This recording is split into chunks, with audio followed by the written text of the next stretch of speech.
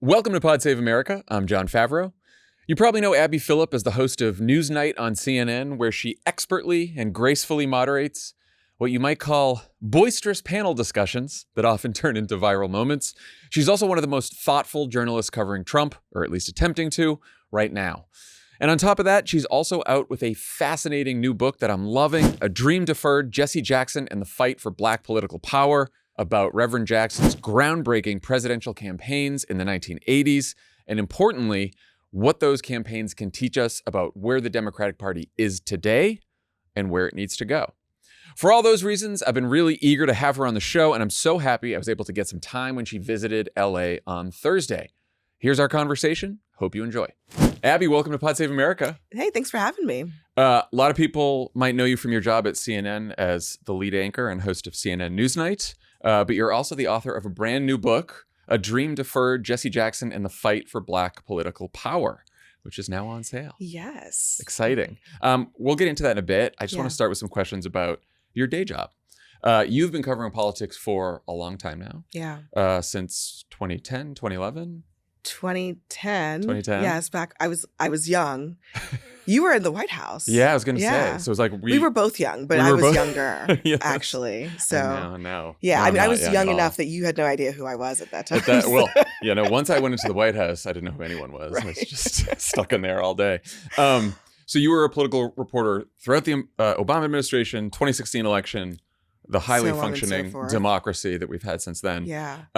In terms of processing, analyzing, reporting the news, how does 2025 compare to everything before it? Like, do you feel like covering Trump's second term is just an acceleration of the craziness that's been building for a decade, or does it feel like something new? I think it is an acceleration of the craziness of the first term. It's like, obviously, they had a lot of time to think about this stuff. They learned from their mistakes. And so a lot of things that are happening now are things that they wanted to do then, but they couldn't because they couldn't figure out the government. They couldn't get their act together. And now they're doing it. And also, Trump is so much more in control now than he was then. I mean, he does not have a functional other branch of government in Congress. And so he literally can do whatever he wants. And it shows. And so, I mean, the first time around, it was like covering a lot of hijinks. Yeah. It was like a government that was just a bunch of people who wanted to do a lot of things, and then they couldn't quite figure it out, and something always went wrong, and it was always just this almost like a clown show. Yeah. And I think this time there are definitely some clown show elements still present, but they're much more organized, and it's much more serious because I think they're thinking longer term. I don't think they were thinking that long term when Trump was in the office the first time because they weren't sure whether his politics were going to be lasting. And now we know. And I think now they're thinking about, okay, how do we really change this country permanently? Yeah. And that's what we're operating on.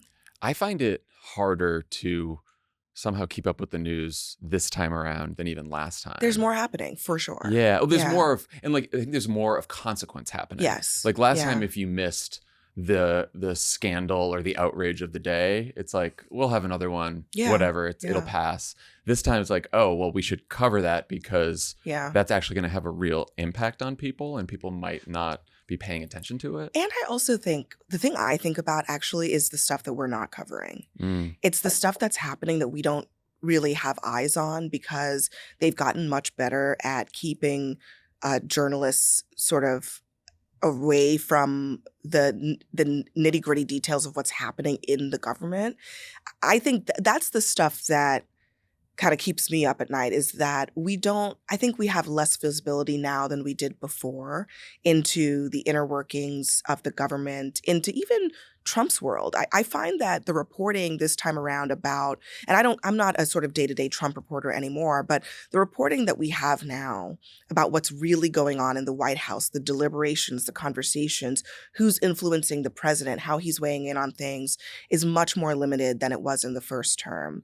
And there are consequences to that. I think we know less. I think there's still just as much happening, if not more, but we know less about it.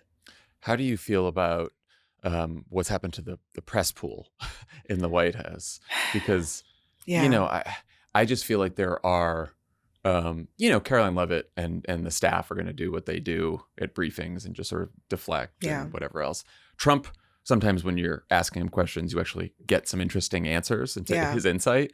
And I just feel like aside from Caitlin Collins, who you work with, and a few other reporters, we're just getting so many fewer real questions when even though he's holding more press availabilities, you're getting fewer questions that are not just congratulating him. That's on purpose because that when they basically tried to take over the accreditation process for a White House press pass, the goal was to fill the seats with people who were sycophants. Yeah. And they have done that pretty successfully. I mean, they call it new media, but these are all it's all Trump media.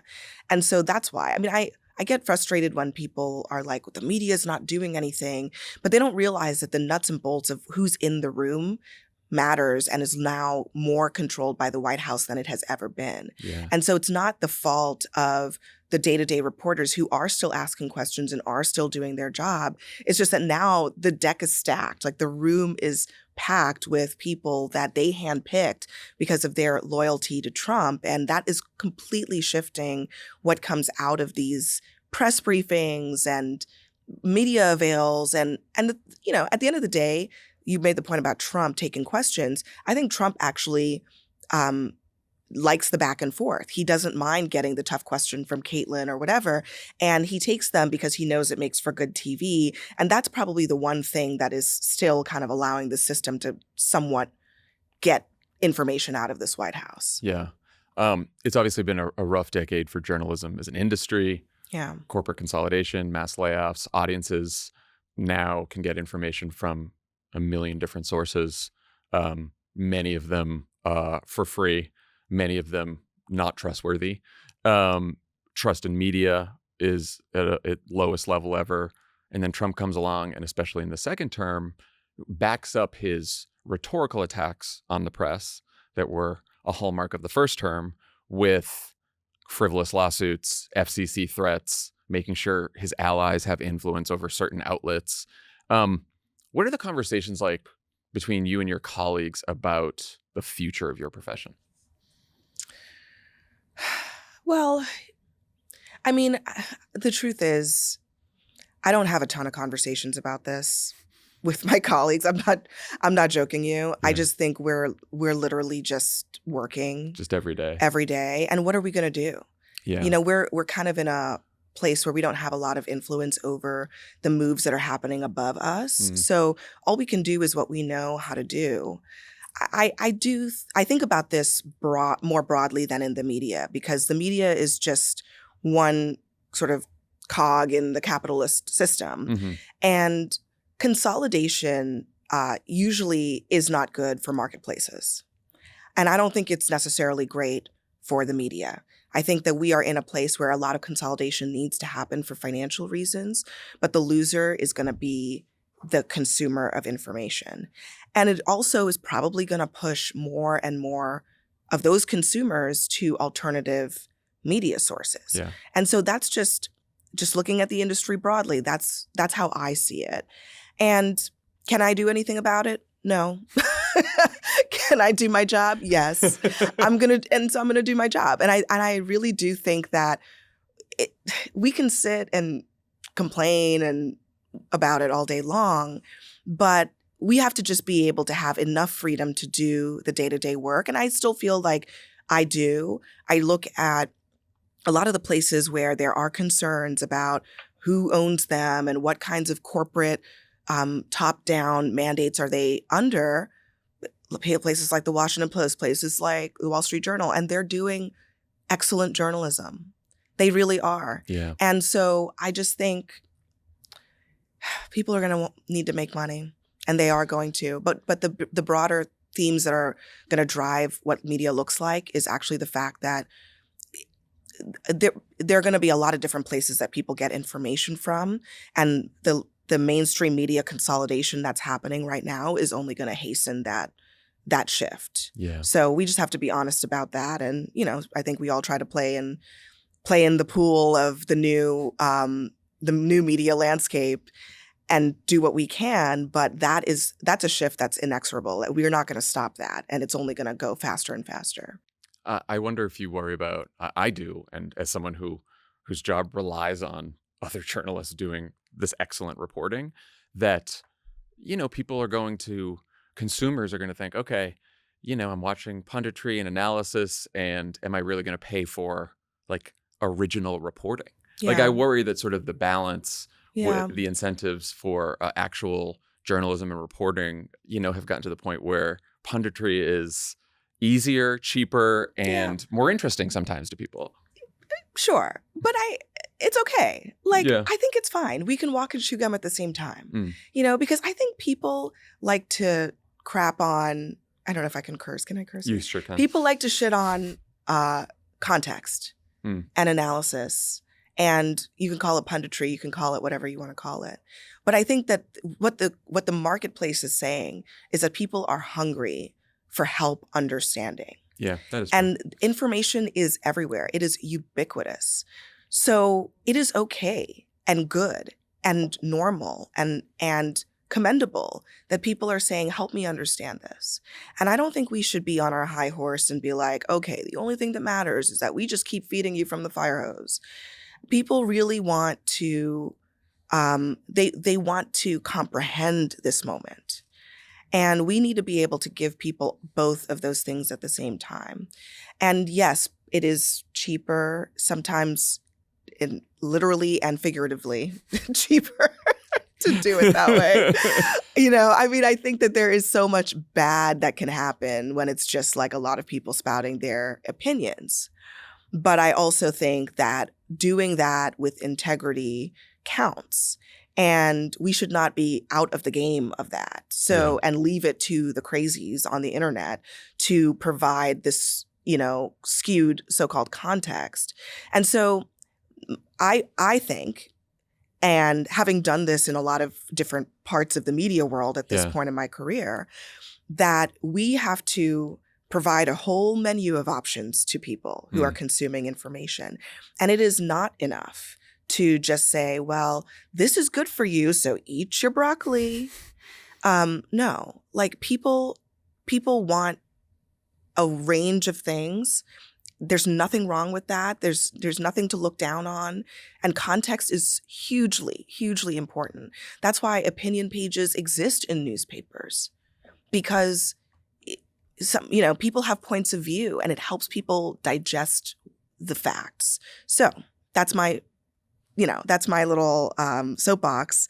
I just think we cannot be on this high horse about this stuff. We have to give people what they really are craving, which is both the news and the context. Yeah, I think you can make an argument that in this media environment where there's so many choices, that context and curation are like more important than ever. Yeah. Because it's hard, right? When you're just like scrolling through a bunch of stuff, bunch of headlines, you don't know what's true, you don't know what's not. Like it becomes more important to have some trusted voices that can help you make sense of the day. And I mean, when you leave it to the crazies and they're out there, all they're doing is just sitting around and they're spinning these webs of conspiracies in which everything is just so conveniently linked together. Yeah. And it makes perfect sense. And I think that is so dangerous when we cede all of that space to people who have no moral compunction about just steering people wrong. Yeah. And I see a lot of that happening, and that is really one of the scarier parts of where we are. I want to ask you about your CNN NewsNight role as anchor, debate moderator, seemingly kindergarten teacher at times. First of all, I just want to say, like, you make an incredibly difficult job look easy. Because I'm not sure people fully understand like how difficult it is to moderate a contentious panel like that in a way that is, I think, fair but still firm, because you have to pick your moments, all while like fact checking in real time and offering your own analysis. Is there anything in your background or experience that helped you prepare for this? And I'm just curious, like, what you do to prepare for the show every night. I don't know. I always say that I come from a really big family. I'm one of 6 kids. Mm-hmm. And I'm just really used to being in the middle of a lot of chaos. Yeah. It's just, and also a lot of people with different points of view. And I do think, I know it sounds kind of cliche, but I really do think that that helps because I've always just been able to deal with a lot of different personalities. I mean, my siblings and I have the same two parents, but we're all different, every single one of us. And you have to, I love them. They're my family. And when we sit at that table on Newsnight, I think that the goal, what I'm trying to create is this sense that we can have this debate. We can, correct each other and question each other and call each other out and still sit in the breaks and not want to smack each other. Now, every once in a while, people go into the breaks and they're still bickering and we're just like, okay, calm down. Yeah. But the goal is to have the ability to do that at the very least. And so, I mean, I think I'm also just not that person. Like I'm down for a good debate, but I'm not the first person who will get heated in a debate. And it just so happens that I think works in this context because I'm more than happy to let them have their emotional ups and downs.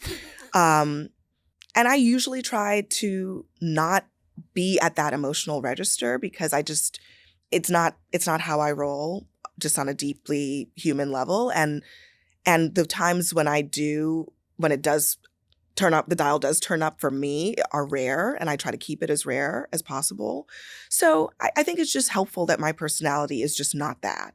Yeah. And I mean, it used to be that people would be like, oh, she's too like even keeled or whatever.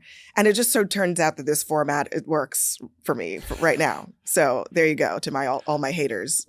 I was going to ask, like, are there times where in your head you're thinking, okay, maybe I should step in, or if I don't, I'm going to get shit from people. Like, how much does that enter your? Yeah, I mean, I like transparently, we've been doing this version of the show for a little over a year. And at the beginning, I had to play around with it. How much am I involved? How much am I correcting? How much am I fact checking? Do I really want to be fact checking all the time? Do I really want to just sit back and let them talk? Like, what is my role? And I think there's a negotiation that happens there. And, there are some things that I don't fact check, maybe because I don't know, it's come out of nowhere. People do bring things up out of nowhere. Yeah. And I'm just like, I've never heard that one before. And then we have to go back and be like, what was that all about? So I'm not always able to, I'm not a computer, but I am very well read and prepared for a lot of the arguments that come up. So I miss things. And, people will still give me shit for missing things. But I'm a human being and we are in a live setting, right? Like, we're not scripting these debates. We don't even have questions. Like, people just go at it. We have information. We don't have questions. So I come to the table every night with a list of conversation aids, but the conversation goes the way that the panelists take it. Yeah. And you have to be comfortable with a certain amount of unpredictability. And I think that I have more recently found a good balance, right? I see myself as trying to play the role of like the incredulous questioner on behalf of the people who are at home and are kind of like, do you really believe that? Or just that's completely illogical. Or how do you square that with this? And I think that some of the role that I play is just in pressing people, just in kind of testing the argument and forcing them to defend it and forcing them to see it through its natural logical conclusion. And I think that's where I've landed so far. But it's always shifting. It changes every single night. And we are always bringing new people on who have, it's always something new. Yeah. And that's great. That's what's nice about the show. It's funny. I think the only time I've been on the last time I've been on a panel at CNN that was like people on the left, people on the right, was years ago. Yeah. And I just remember watching people go at it as like it was live. And then we went to a commercial break, and I was sitting next to Gloria Borger, and she was like, you know, you can jump in. Yeah. Like, they like when you jump in and mix it up. And I'm just like, this is scary. You know what happened? And you know what happened? During COVID, people stopped being able to do it. Because everybody was in these boxes. And so the fact that we have everybody in the studio every single night is helpful. It's for a lot of people, it's kind of a new experience. And they don't get to do it that often. So a lot of people have to figure out how to talk to other people, like look them in the eye and say the thing and keep the same energy that they would otherwise have on social media. And I think that's part of the psychology of it too, is that you really have to be willing to, first of all, be on your feet. You have to be quick on your feet. And you have to be ready for anything. And you have to really be listening because, you know, a lot of times people are just, they have their little talking points and they get mad at me when I'm like, I'm going to interrupt you because you're answering the question that you want to be asked. Right. And this is not that kind of show. So that's a skill that I think we have tried to cultivate. What does it look like to actually sit in front of a person you disagree with and talk to them and challenge them and be challenged? And the people who have figured that out have done really well on our show. And I think it makes for both good television, and I think it's an important thing to do. Some quick housekeeping. We get a special deal right now. If you sign up to become a friend of the pod, we're offering an exclusive 20% off when you subscribe for a full year only through today, Sunday, November 2nd. Monthly subscribers can upgrade and annual subscribers can renew at the discounted rate. Why should you become a friend of the pod? Well, as a Crooked subscriber, you'll get all your favorite pods ad-free, access to our exclusive Discord community, and bonus content like Polar Coaster, created to give polling junkies like me their fix and hopefully help all of you understand where the polls are as we head into a big midterm year. You'll also get Inside 2025, a monthly series featuring never-before-heard stories from the White House and insight into what it takes to actually run the government. Help us keep fighting for democracy and making this content possible. The best way to do that is to become a friend of the pod. This is the last day to get this special offer, so don't wait. Head to crooked.com/friends to subscribe today. This episode of Pod Save America is brought to you by Graza, always fresh, single origin olive oil. The holidays are basically here, but we're here to tell you that olive oil makes the perfect gift. When I found out that Graza was going to be a sponsor, I was like genuinely psyched because I use it all the time. It's really good. They have sizzle, drizzle, and there's another kind. Grizzle? For shizzle. Mizzle? Fizzle? Frizzle? I don't know about that, but I don't know what frizzle does, but I use the drizzle, and what's the other one? Brizzle? Sizzle. So I really do have a jar of sizzle and a jar of drizzle, and I use the sizzle all the time for cooking, and I use the drizzle all the time for when I'm not cooking. It is really my go-to. First of all, it comes in a great bottle that just makes it really easy to use, and it just is great. Yeah, why do other olive oil bottles have that weird opening and you have to slowly dribble them out? Why not all squeeze bottles? Yeah, why not? Why not? Why not us? Graza has a ready-to-go gift sets that have everyone on your list covered. Their new dinner party pack comes with a limited edition bottle of wine, olive oil for both cooking and finishing. I believe that's going to be your drizzle and your sizzle.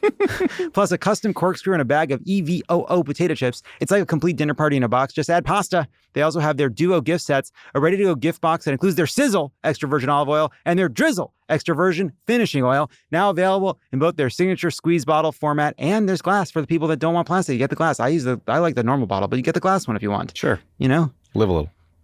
Upgrade your loved one's cooking game with easy, ready-to-gift olive oil. Easy for you, delicious for them. 10% off your first order on their site. But I personally recommend their new dinner party pack or their duo gift set, now available in glass if you want it. So head to graza.co/crooked and use Crooked to get 10% off your order and get cooking this holiday season with some fresh, delicious olive oil. That's 10% off your order at graza.co/crooked and use code Crooked. Pod Save America is brought to you by Quince.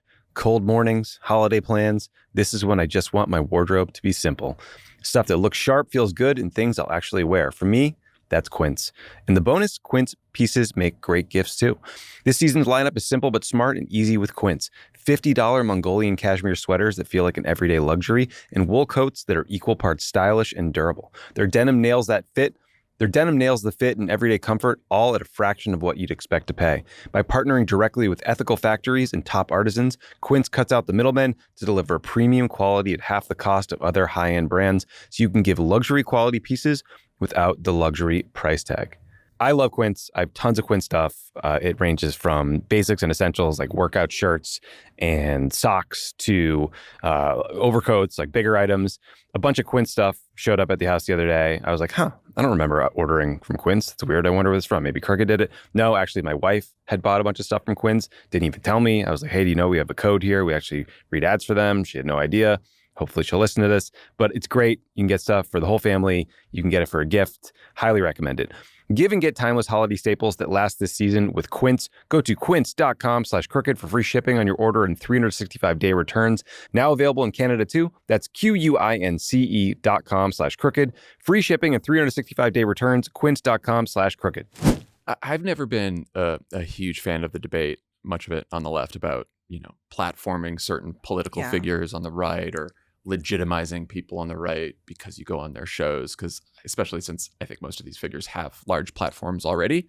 But every time, we've talked about this, and every time I think about like inviting a MAGA person on the show to have that like in-person debate, the only thing that gives me pause is it's hard to spend the entire time, or I don't want to spend the entire time correcting or saying that's not true, or let's fact check, and then they fact check and I fact check, and suddenly it's just like 30 minutes of a fact check. I hear you on and that. so it's like I would love to have the debate about like deeply held beliefs that are different. Sometimes it's hard to get past the talking points. I'm with you. It happens. I mean, there are plenty of times where we've had people on and it's like, you're just doing your thing. I'm just throwing my hands up. Like, it's just, what's the point? Because we can't have a debate unless we at least agree on facts. Like, facts have to actually matter to you in order for us to have this conversation. Now, I also grant people that sometimes people have other facts that matter to them more. And that is okay. Right. But there are definitely some people who are just living in a different world. And it's really hard, and it's not. And I think that is, definitely a situation in which it is very difficult, if not impossible, to have that conversation. And so you kind of have to find the right people who are willing to kind of level with you in at least in an open-minded way. And I would kind of argue that that's not just unique to Republicans, although I think their information silo is probably more closed off. But it's in general. Are you willing to concede something, anything? And some people are not. And some people aren't, because I think there's this pressure that if you concede something on national television, then suddenly your side is going to be like, why did you just do that? And what's wrong with you? And you gave in, and it's a psychological thing. It's about social media clout. It's about your standing in, in the group, because the group, you're standing in the group becomes the most important thing to you, right? Because your people might not like you as much anymore, and that's we have to come to terms with that in politics. That is such a big thing in terms of how people are willing to show up politically. Is that they're so afraid of being ostracized by people in their group that they're not willing to admit when they're wrong, or when something needs to change, or when, the other person might be right. Yeah. Well, and especially I think on the left now, there's another reason not to do it, which is, well, if they're going to do this, then we can't be the ones that are always saying we're wrong, or we changed our mind, because we're in a fight against these people who are in a different kind of reality, I think if you have values and beliefs and principles, they've got to be universal, no matter what the other side does. But I thought, I've been talking about this a lot lately because I feel like this has really come up. And I wonder, as you are a card-carrying Democrat, do you see that happening? And do you think that's a problem? Because I think some people think that Democrats unilaterally disarm too often and leave Republicans to just do whatever they want. And then, like in redistricting, for example, is an example of this. Yeah. Do I think that it's a problem? Do you think that that's bad? The Democrats are doing? Yeah. No, on that kind of thing, I'm like, that's an easy one for me, just because it's like we proposed national nonpartisan gerrymandering and we couldn't get a Republican vote for it. And if Republicans want to join us, then I'm like, let's stop the race to the bottom and do no more gerrymandering and let's reverse it. But otherwise, we're not going to unilaterally disarm. I have a sort of a different take on the broader Republicans are always fighting and Dems don't fight. And the whole everyone likes to bring up the Michelle Obama quote, like, when they go low, we go high. And everyone's like, we can't do that ever again. And I'm like, it's not. I just think that our political goals are different in a way, which makes it asymmetrical. Like, I think that Donald Trump and a lot of the MAGA movement would be quite happy if people were more cynical about politics and not paying as much attention, and they would get to do what they want to do. And I think that Democrats, at their best, believe that government should be a tool for people to come together across like different ideologies, races, identities, and try to figure out something together. And if you're going to believe that, it's much tougher to then go and just destroy the other side all day because we believe in a bigger community than that. Yeah. I mean, I feel like the government shutdown debate is a little bit of that, where it's like, I mean, I was there all the years that Republicans shut the government down, even when Trump was president. And in a way, Democrats are just doing what they did and justified for all those years. However, the government is still shut down. Right. And people are still not getting paychecks and so on and so forth. I think I don't have any answers to that, but I feel like that is the dilemma the Democrats are facing, which is, do we really take on their tactics, even if people get hurt? Or do we have a higher bar for ourselves? And what has heightened that challenge for Democrats is, of course, Donald Trump, and particularly how he's acting in the second term, right? Because I'm very much like, I'm in politics so that people are helped and I don't want them to get hurt. But like, I also think that there's masked agents on the street, like arresting people who are American citizens and nothing's stopping them. And I don't like, my view on the government shutdown was I would not have made it about healthcare, because healthcare to me is a policy issue that under a different Republican president or a different president, whatever, you would say, okay, we had an election, they won, this is the government, they get to do what they want, right? And so it's people a normal should feel the consequences of what they voted shutting for. down the government over a typical policy fight to me is not as important, I think, or I wouldn't have done it unless it was shutting down the government over, like, I think Chris Murphy has been saying this, like, why am I going to fund a government that's like destroying democracy right now? Yeah. You guys can find the votes yourself. I think that, my humble opinion as an observer of politics is I actually don't think that a government shutdown over capital D democracy would have worked. I don't think I don't know that it would have. Yeah, I think it would have gone way over people's heads. And this is not an endorsement of a government shutdown over anything. Right. But it's just to say that the uniqueness of this one is that the underlying issue is one that is a political vulnerability for the other side, whereas the other stuff is much less so. It's true. It's also, then if you get to the like nerdy legislative part of it, though, you say, okay, why would we make a spending deal when they're going to go back after the spending deal and just be like, well, we're going to spend whatever we want. And we're going to not spend whatever we want. And we're going to shut down whatever we want, fire whoever we want. Yeah. And it doesn't really matter. And look, I hear that. But at the same time, I mean, some deal has to be made. I know. So it's a tough situation. I don't know. Do you feel like you better understand what drives MAGA politics because of this show? Yeah. You feel like you got enough of people's true feelings? I talk to tried and true, dyed in the wool MAGA people every single day. And so, yeah, I understand where they come from. I understand the information silos that they're in that make it hard to see outside of it. And it's not that complicated. I mean, I think that they like winning. And Trump is winning in their minds. So in a way, to me, it boils down to mostly that, because we have all shades of this sort of Trump supporter. We have people who are not really that into him, who are now, people who are not even all that into him right now, but would prefer to defend him to the alternative. I see it all. And at the end of the day, the biggest thing that works for Trump is that they've figured out how to use raw political power to dominate their opposition. And turns out that's very appealing to a lot of people on the right. And they're willing to gloss over a lot of conduct in order to be on the team that is winning. Yeah. So I think that's a lot of what's going on right now. Do you feel like you understand Scott Jennings' politics better? Yeah. I mean, I think what I just described accurately describes him.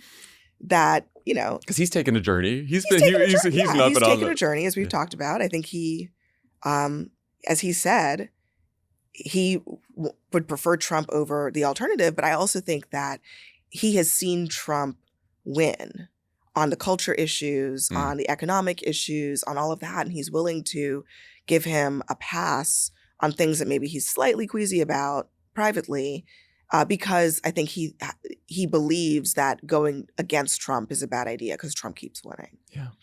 Okay, seamless pivot from Scott Jennings to Jesse Jackson, about whom you wrote this So fantastic much in common. book. So what was your sense of Jesse Jackson and his legacy before you started writing the book, and what questions did you want to answer? My sense of him was what I think a lot of people's sense of him is, which is that he's an activist, he's a leader of the civil rights generation, and is ubiquitous, right? That he's in everything, and that mostly it's just showing up. I think that was the sense that a lot of people have of him. And one of the reasons I wrote this book is because I found that this particular chapter, when he ran for president 2 times, is arguably one of the most significant parts of his legacy that rarely gets talked about. Yeah.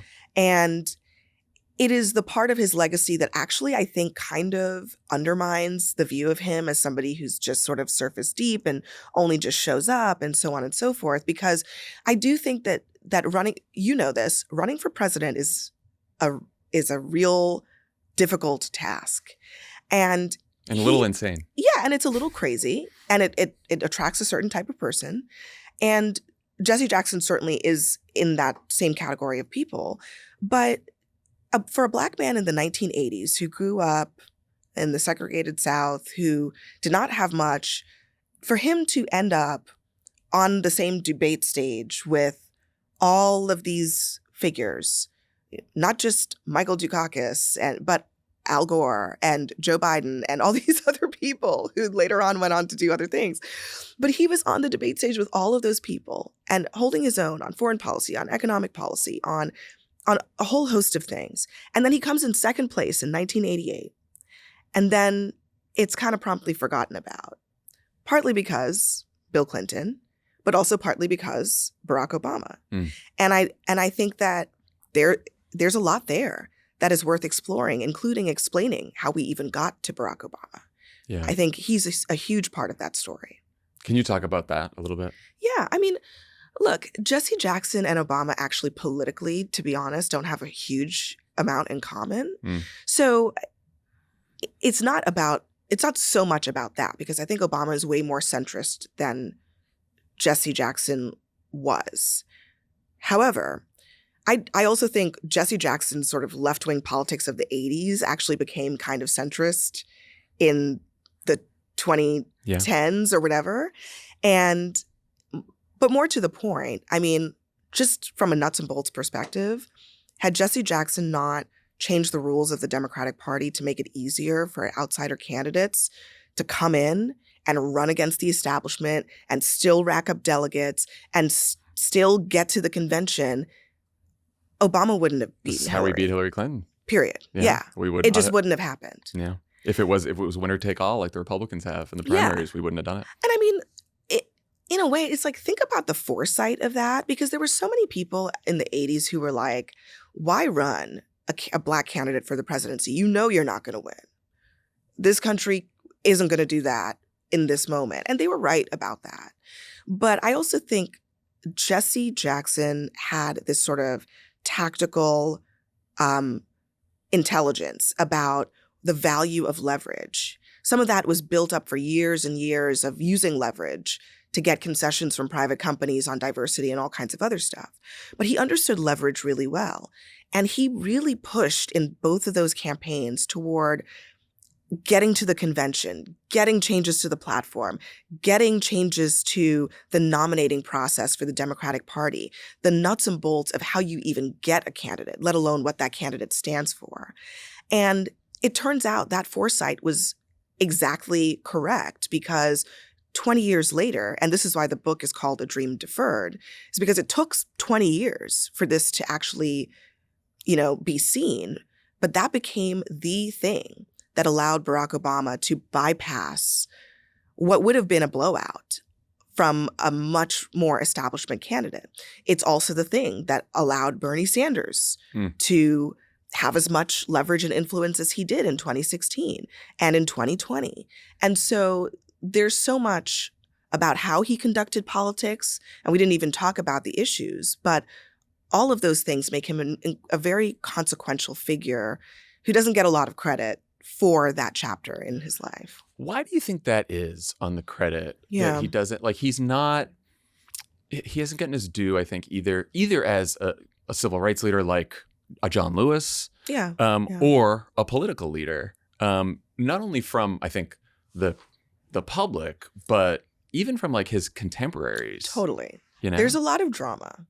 I mean, that's the truth, is that his relationships personally, I think, are very fraught. And I get into this in the book, that, when he ran for president, he did not have many endorsements, even from Black elected officials.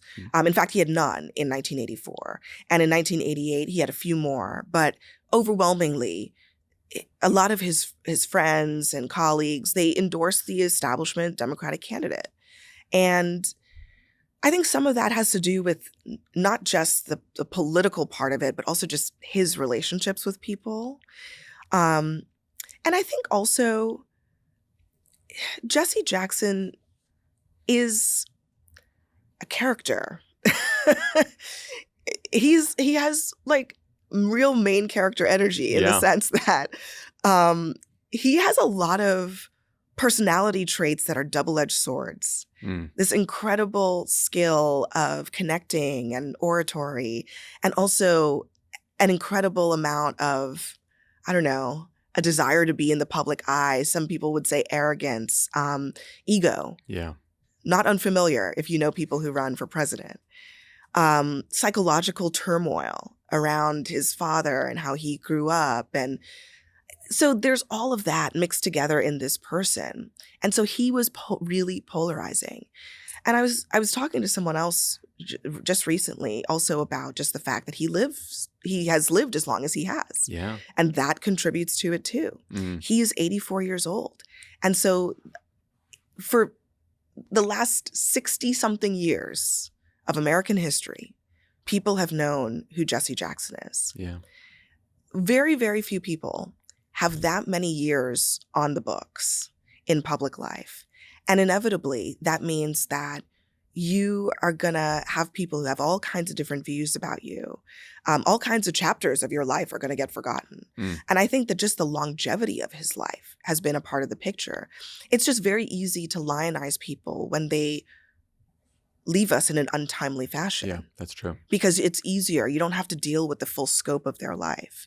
And I think in some ways, he was blessed to live a long life, but I think the length of his life and the range of things that he did sometimes works against him. Your book made me think, I was talking to some of my old Obama colleagues today, and I'm like, what? I don't have a real sharp memory of Obama saying a ton about Jesse Jackson. There's a reason for that. Well, that's because what I remember is, that his daughter was Michelle's maid of honor at their wedding. Santita. So I was always like... And Jesse Jr., they were very close. And Jesse Jr. was close. In 2008, but before that. And then I remember towards the end of the campaign, there was a whole thing with Obama and The and hot Jesse, mic yeah, the moment, hot mic yes, moment yeah. where he was upset about how Obama was going to black churches and he thought he was talking down Yeah. to, and I think he said like, I want to cut his nuts out or something like yeah.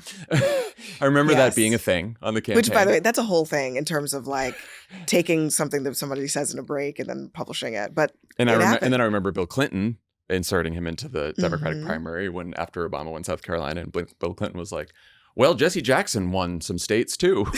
God. It's like, I mean, that is, but well, it's not, because- I've never seen like I don't think I remember hearing Obama talk about him. Yeah. There's a very important reason for that. And it's because their relationship was not great. Hmm. And despite the Chicago ties and the family ties and all of that stuff, I mean, I explore this in the book, and it's complicated. Yeah. Because I think that a lot of people involved in that have a lot of regret, are kind of confused about why it turned out that way. I think people acknowledge that Jesse Jackson and some degree of resentment played a role, Yeah. right? That Obama was, I don't know. I mean, I think the truth is Obama allowed people, not him personally, but the fact of Obama was sort of a permission structure for people to sort of put Jesse Jackson to the side, or at least that's how he felt about it. And I do think that some of that psychologically played a role here. I mean, I talked to people on the Obama side and people on the Jesse Jackson side, people caught in the middle of the two. And I think that ego, right? Yeah. Jesse Jackson wants to be remembered. He wants to be honored. He wants to be given his due. He didn't always feel like he got it from both Obama and his team. He lashed out in certain moments as a result of that. In other moments, like in the hot mic moment, he was actually saying something that other people were saying, but it was unwise for him to say it where he said it, and the fact that it became public was a huge problem.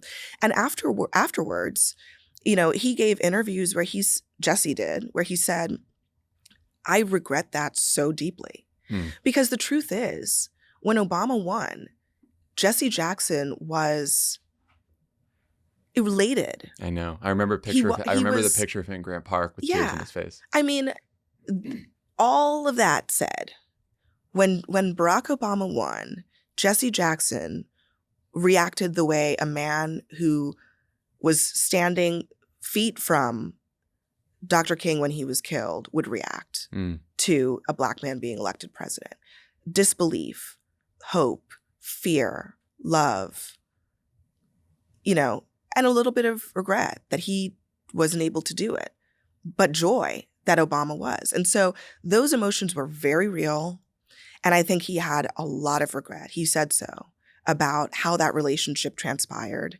And I mean, the fact that you don't have a memory of Jesse Jackson being part of the Obama world is because he really wasn't there. He hardly ever went to the White House. After the fact, they're both in Chicago. They've met. I wrote about a relatively recent meeting that they had. And that meeting meant a lot to him.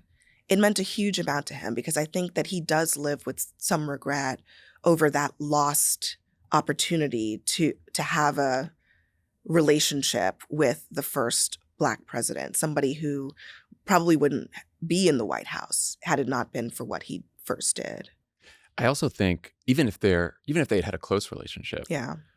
there was an effort on the campaign to make it that he wasn't just the first. He wouldn't just be the first Black president. Yeah. Right. Like the history-making nature of the campaign was always intended to be a light touch. Yeah. Yeah. And unspoken. And I mean, like I remember he gave the convention speech. He accepted the nomination in 2008. Yeah. On the day of I believe it was the 40th anniversary of the March on Washington.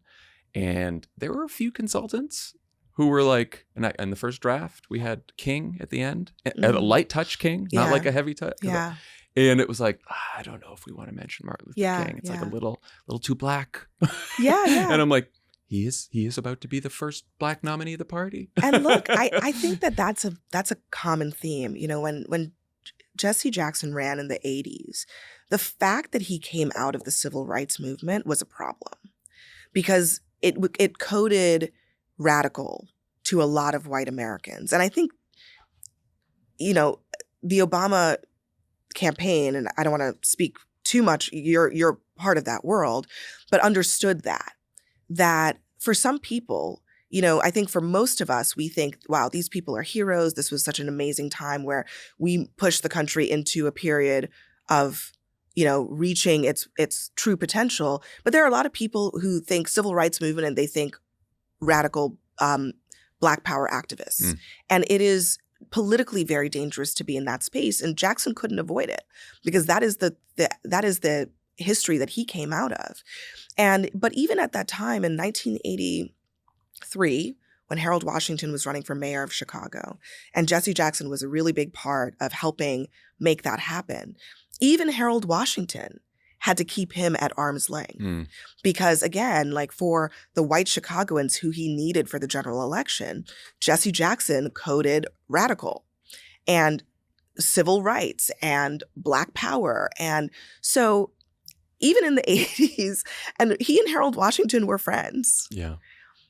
He was kept at arm's length. So that was nothing new. And the fact that that did not really change after all that time, I think it just says a lot about the country and just how you have to navigate race and how you have to navigate the people who do have ties to those movements who were seen to have been asking for too much from particularly the white power structures that, you know, especially in the 70s and the 80s, controlled most of our politics. Pod Save America is brought to you by Article. We love Article. We have great Article couches at the office, great Article chairs at the office, great Article tables at the office.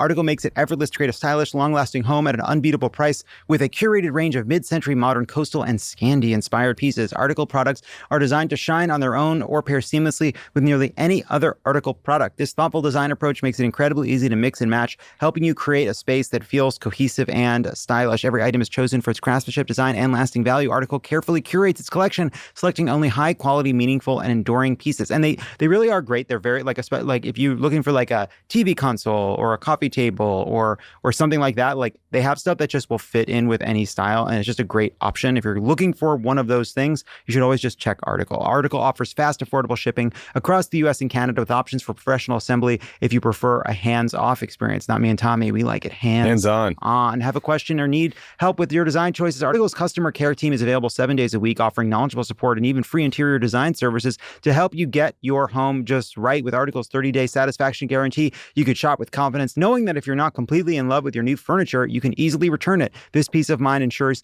you can invest in your home without hesitation. They also have great bedside tables, beds, dressers, kind of cabinets, those kinds of things that just will fit in nicely with, you know, the rest of your Article is offering our customers $50 off your first purchase of $100 or more. To claim, visit article.com/crooked, and the discount will automatically apply at checkout. That's article.com/crooked for $50 off your first purchase of $100 or more. This podcast is sponsored by Squarespace. Squarespace is the all-in-one website platform designed to elevate your online presence and drive your success. Squarespace provides all the tools you need to promote and get paid for your services in one platform. Create a professional website to showcase your offerings and attract clients. Whether you offer consultations, events, or other experiences, Squarespace can help you grow your business. No matter where you start, your website is flexible to what you need. With intuitive drag and drop editing, beautiful styling options, unrivaled virtual design effects, on-brand AI content, and more ways to list what you offer, no experience required. Squarespace makes it easy to showcase your expertise and engage clients with video content on your website. Upload and organize your videos, create stunning video libraries, and even monetize your content by adding a paywall. Perfect for online courses, exclusive tutorials, and premium workshops. Make smarter business decisions with Squarespace's intuitive built-in analytics tool.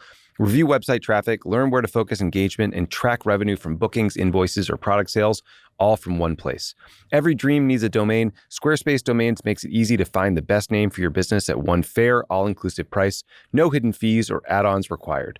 Head to squarespace.com for a free trial, and when you're ready to launch, go to squarespace.com/crooked to save 10% off your first purchase of a website or domain. That's squarespace.com/crooked.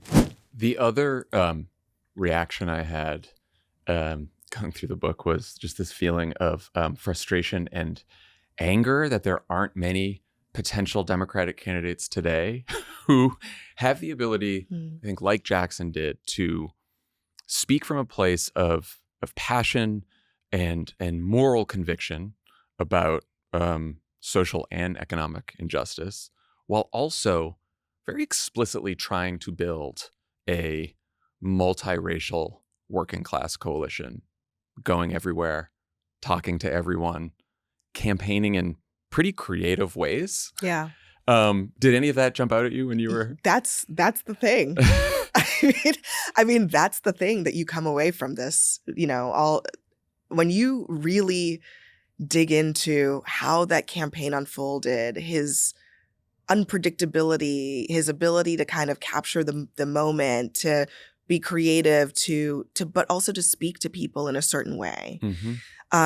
I just think that the last few campaigns that I've covered, especially candidates who have run for president in the Democratic Party, they substitute reaching people on a soul level for a laundry list of policies. Yeah.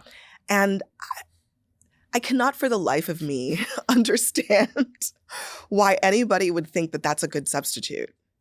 It's not a good substitute. I think because it codes, if you talk about morals and you're passionate, it codes like too progressive. And then if you give your laundry list, then it's like your laundry list of policies that poll well. And so then you can code more moderate.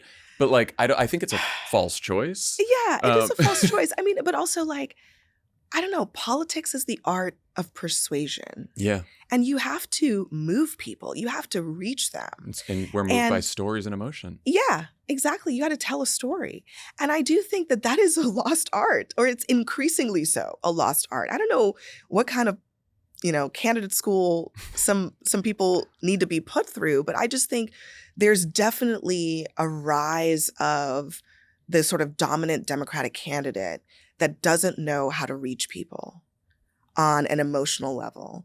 But to be fair, Jesse Jackson was running in the 80s. He was running against those types of like almost technocratic candidates, right? And that's one of the reasons that they lost spectacularly against Ronald Reagan, who was very much not that, who actually was the sort of like, how do you move people kind of figure on the right. And so it is to me, it's such an important takeaway from Jesse Jackson, is that some of it's a skill. You can't really teach it. But selecting for that in candidates, I think, can be really important because, if you have a candidate who can speak to people, who can understand how to craft an argument that addresses the practical day-to-day needs, economic needs, safety, education, people's futures, who can actually speak to them on that level, should be the price to entry, and it's not really anymore. No. And in this moment, you have to ask the question, okay, there are probably some Democrats who do this, but the Democratic Party doesn't know what to do with them. Maybe it's, and that's they have to figure that out. But one thing I will say is that Jesse Jackson had this base that was so energized. It was a lot of young people. It was a lot of disaffected voters. It was a lot of new voters. And he brought them into the political process. And then the party was kind of like, we don't really need them. It just wasn't a priority to sort of bring those people fully into the process, even while he lost the primary into the general election.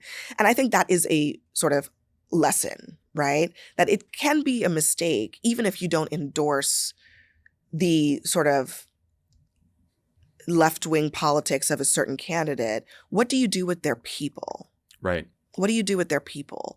And the failure to do anything with Jesse Jackson's people, I think, really hurt Democrats. We've had that problem over time. Yeah.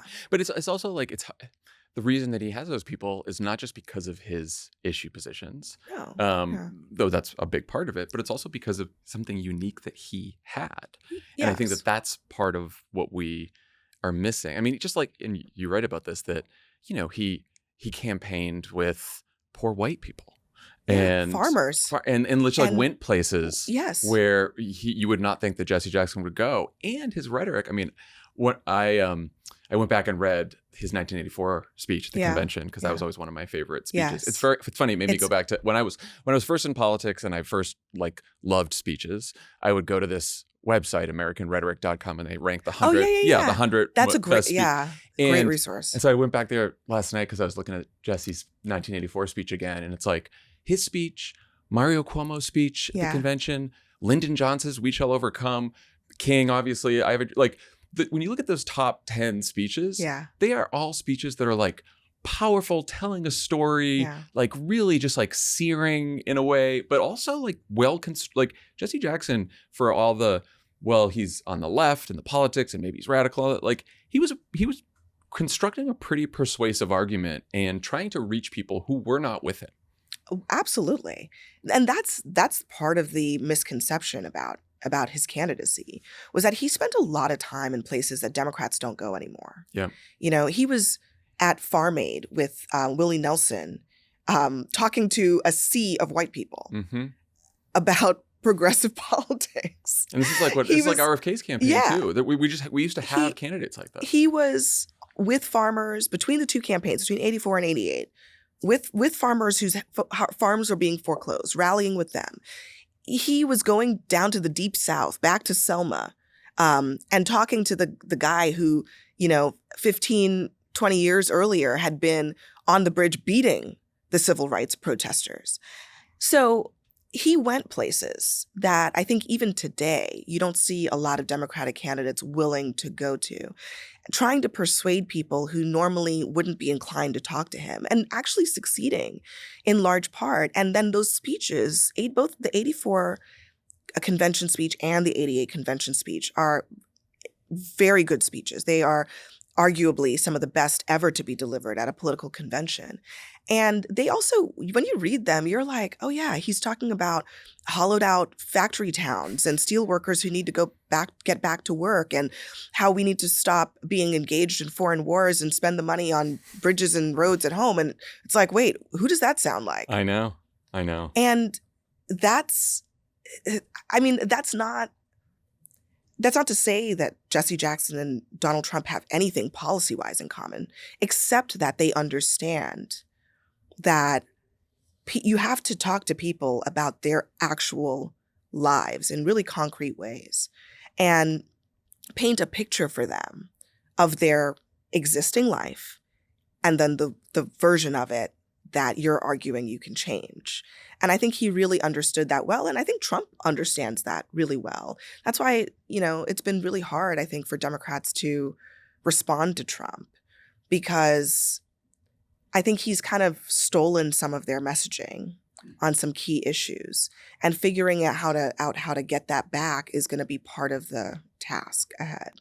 It's become such a cliche in politics to like meet people where they are, but I kind of want some Democratic candidates to take that literally and like launch their presidential campaign by like going to West Virginia, going to Mississippi, going to these places that are going to have like no electoral value to the Democratic nominee. Jesse Jackson was in West Virginia. He was in all those places. And like don't set up an event where it seems like it's all artificial and you have your advanced, just like go. Talk. We're in a national environment. Yeah. Someone's going to film it anyway. It's going to end up on social media. I mean, Trump did a little of this in 24, where we were like, why is he going to Madison Square Garden? Why is he going here? And part of it was just the message that the place sends. Yeah, I think that's exactly right. I mean, Jesse Jackson launched his campaign in 88 in this small Iowa town called Greenville.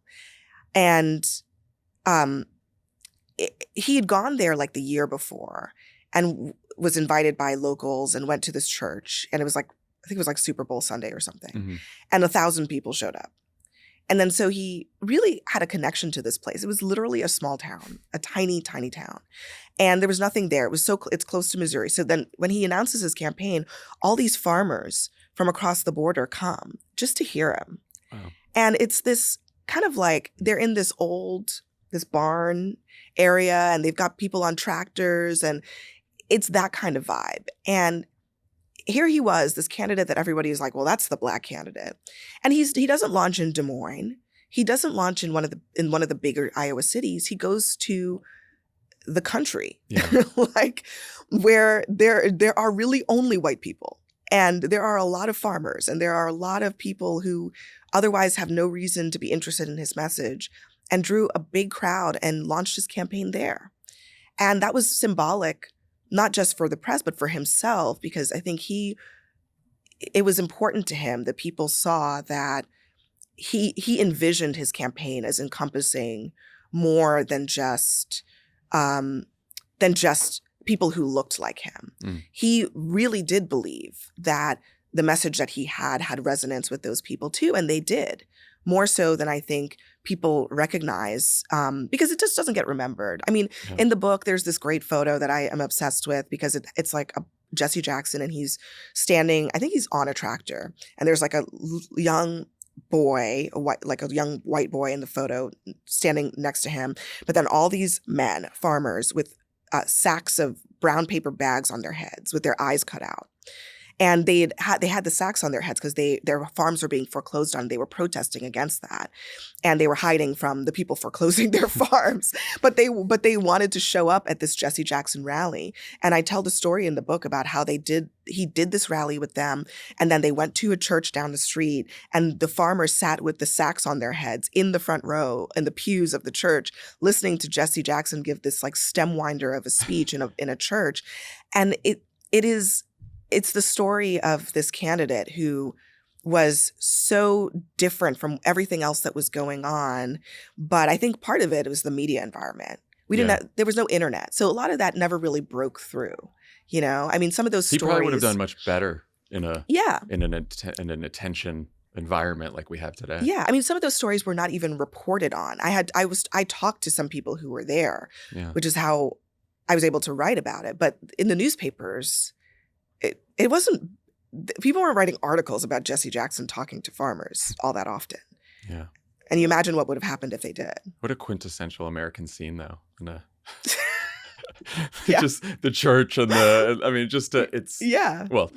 good version of an American scene, in my view. Yeah, I mean, the brown paper sacks could be a lot of different things. It could be very nefarious, but in that case, it was not. But it just tells the story of also those people.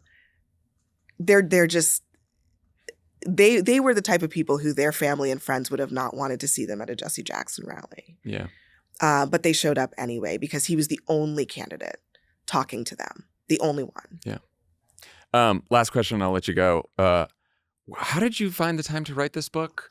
I think you were like a new mom when you were starting to write it, and you still had your day job. I was pregnant with my one and only daughter when I started it. Yeah. Oh my gosh. And I just started anchoring my first show, Inside Politics, when I started this. So I mean, bad timing, I will concede. But yeah, I mean, it took a while. But I also think, part of it was in writing this book, I kept struggling with, how does the story end? Like, what's the conclusion about today's politics? And because every 4 years, right, something massive happens in our politics. In 2020, when I first started writing the book, Biden had won. Then in 2024, Biden loses. Yeah. So like, where are we going? And I think that's still kind of unclear. But I think one thing that is not unclear is that this fight for the working class American is well underway. And that is the pitched battle that both parties are in right now. And I think that's what this book is about. How do you reach those people? And if you are a Democrat, how do you reach those people while also not abandoning the coalition of voters that makes up the Democratic Party? And I think that is where there are so many lessons from Jesse Jackson. But I also it's as a writer, sometimes you want to be able to say, well, this is what you do with this information. And I think the answer is actually that it's TBD because we're still in the middle of this very important, consequential conversation about the future of economic populism and political populism in this country. Yes, and we have been for several decades. But this is an important part of it, of that discussion. Abby, thank you so much for joining. Thanks the book for is having me. A Dream Deferred: Jesse Jackson and the Fight for Black Political Power. It's fantastic. Everyone go pick it up. Thanks. Thank you.